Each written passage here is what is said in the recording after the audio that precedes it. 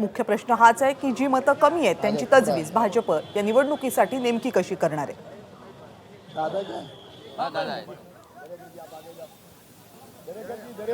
सर्वात पहिल्यांदा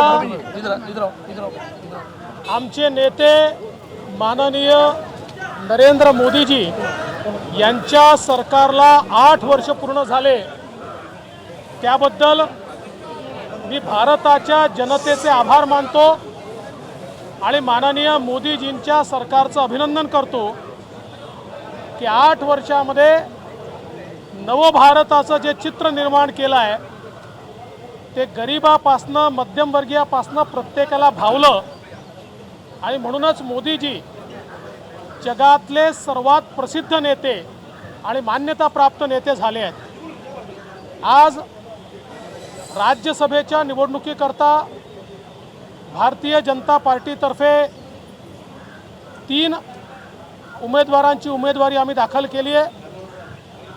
केंद्रीय मंत्री माननीय पियुष गोयलजी हे पुन्हा एकदा महाराष्ट्रातनं राज्यसभेवर जात आहेत। पियुषजींच्याबद्दल आपल्याला सगळी माहिती आहे, मुंबईचेच आहेत आणि देशामध्ये राज्यसभेमध्ये नेते म्हणून त्यांच्यावर जबाबदारी आहे आणि ते पुन्हा एकदा महाराष्ट्रातनं जात आहेत, निवडून जात आहेत, याचा आम्हाला अभिमान आहे। त्यासोबत डॉक्टर अनिल बोंडे आपल्याला कल्पना आहे कृषी मंत्री राहिलेले आहेत आणि कृषी क्षेत्रातले तज्ज्ञ म्हणून जरी MBBS डॉक्टर असले तरी कृषी क्षेत्रातले तज्ज्ञ आहेत, ते आमचे उमेदवार आहेत। त्यासोबत मुन्नाजी महाडिक जे कोल्हापूरचे आहेत, कोल्हापूरचे खासदार राहिले आहेत आणि सहकाराच्या क्षेत्रामध्ये प्रचंड मोठं काम आहे, ते आमचे तिसरे उमेदवार आहेत। असे 3ही उमेदवार, या 3ही उमेदवारांचे फॉर्म आम्ही भरले आहेत लोकल आणि मला विश्वास आहे की आमचे 3ही उमेदवार हे निश्चितपणे या ठिकाणी निवडून येतील। लोकल आहे, नो आउटसाइडर्स एंड ऑल राजनीतिक कार्यकर्ता जो लाइक अनलाइक अदर करतो हिंदी।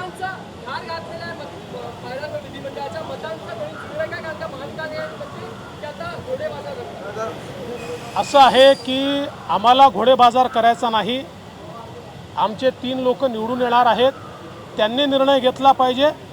आमचे 3 त्यांचे 3, त्यांनी एक आपला उमेदवार परत घेतला पाहिजे, तर घोडेबाजाराचा काही प्रश्न सुटत नाही। पण जरी त्यांनी ठेवला तरी आम्ही कुठलाही घोडेबाजार करणार नाही। आमचे 3ही उमेदवार हे भारतीय जनता पक्षातले आहेत, आमचे 3ही उमेदवार महाराष्ट्रातले आहेत, आमचे 3ही उमेदवार राजकीय क्षेत्रात पूर्णपणे सक्रिय आहेत।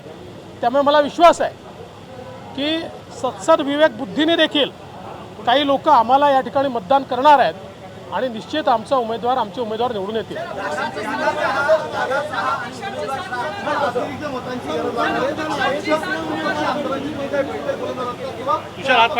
असं आहे की ज्यावेळी आम्ही तिसऱ्या उमेदवारांचा फॉर्म भरला आहे त्याचाच अर्थ असा आहे की काही विचारपूर्वकच आम्ही तो भरलेला आहे।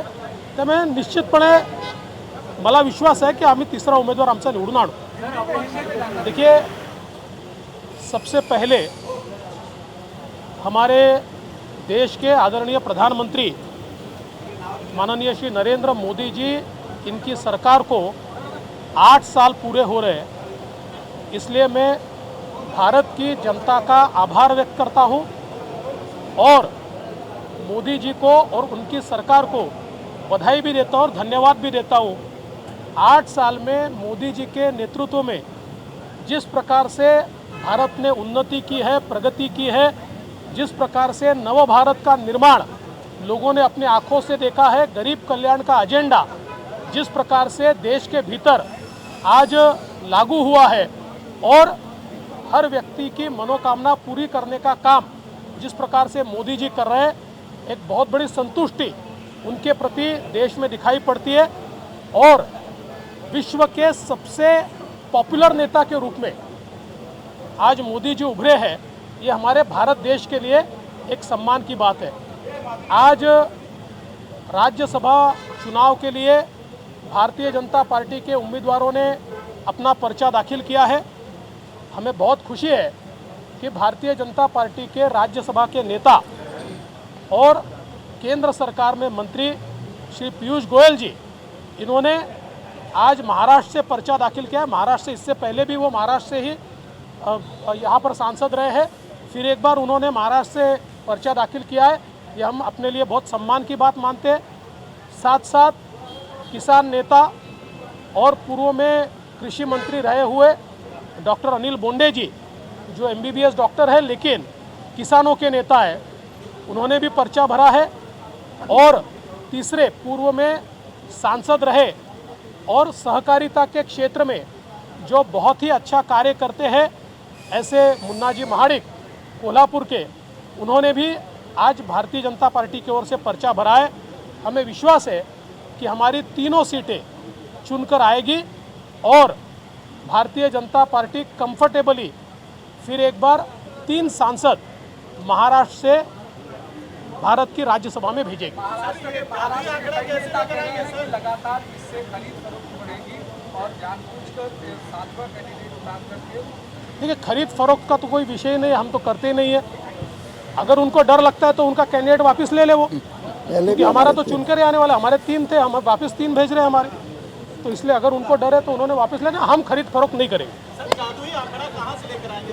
पिछली बार भी हम भाई साहब देखिए आप एक बात ध्यान में रखिए, जो स्ट्रैटेजी करते हो मीडिया में नहीं बोलते। दादा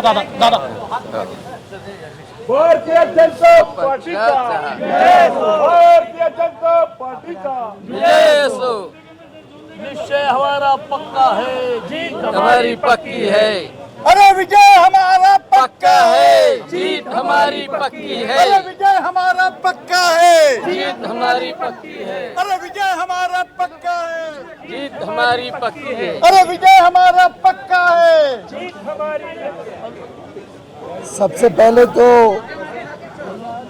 मैं माननीय प्रधानमंत्री नरेंद्र मोदी जी, हमारे राष्ट्रीय अध्यक्ष श्री जगत प्रकाश नड्डा जी और पूरी जो हमारे पार्टी के वरिष्ठ नेतागण हैं, जो पार्लियामेंट्री बोर्ड है, सभी का धन्यवाद करता हूं कि उन्होंने मुझे और हमारे दोनों मित्र डॉक्टर साहब और महाडिक जी को इस चुनाव में उम्मीदवार के रूप में चुना है। मैं महाराष्ट्र के हमारे नेता पूर्व मुख्यमंत्री माननीय देवेंद्र फडणवीस जी, हमारे अध्यक्ष चंद्रकांत दादा पाटिल और सभी यहाँ के नेता और यहाँ के विधायकों का भी धन्यवाद करता हूँ कि उन्होंने हमें मौका दिया इस चुनाव में और मुझे पुनः एक बार राज्यसभा के उम्मीदवार के रूप में मेरी कर्मभूमि और जन्मभूमि महाराष्ट्र से उम्मीदवार बनाने का निर्णय लिया।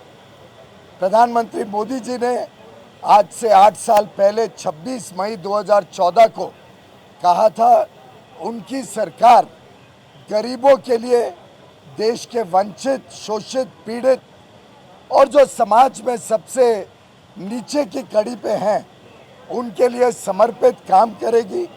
आज हम सबको 8 वर्षों का अनुभव है किस प्रकार से उन्होंने देश की सेवा गत 8 वर्षों में और गरीबों का दिल जिस प्रकार से उन्होंने जीता है, उसके कारण आज वो देश ही नहीं पूरे विश्व के सबसे विश्वसनीय और लोकप्रिय नेता बने हैं। माननीय देवेंद्र फडणवीस जी ने महाराष्ट्र में इतनी अच्छी सरकार 5 साल जो चलाई, उसको आज भी महाराष्ट्र की जनता याद करती है। और जो विश्वासघात शिवसेना ने किया, हमारे बलबूते पे जो आमदार चुन के लाए, लेकिन हमारी युति के साथ जो विश्वासघात किया, उसका फिर एक बार जवाब देने का मौका इस राज्यसभा के चुनाव में आएगा। पिछली बार भी हमारे तीनों सांसद बने थे, 6 में से 3 भाजपा के थे। इस बार भी 3 जीत के आएंगे। नंबर्स भारतीय जनता पार्टी के साथ बड़ी कंफर्टेबली है और मुझे लगता है किसी प्रकार का संदेह किसी के मन में रहने की ज़रूरत नहीं है। तीनों उम्मीदवार भाजपा के कर्मठ सिपाही हैं, कार्यकर्ता है और कार्यकर्ता की भूमिका में प्रदेश का काम, प्रदेश की सेवा करते रहेंगे। बहुत बहुत धन्यवाद।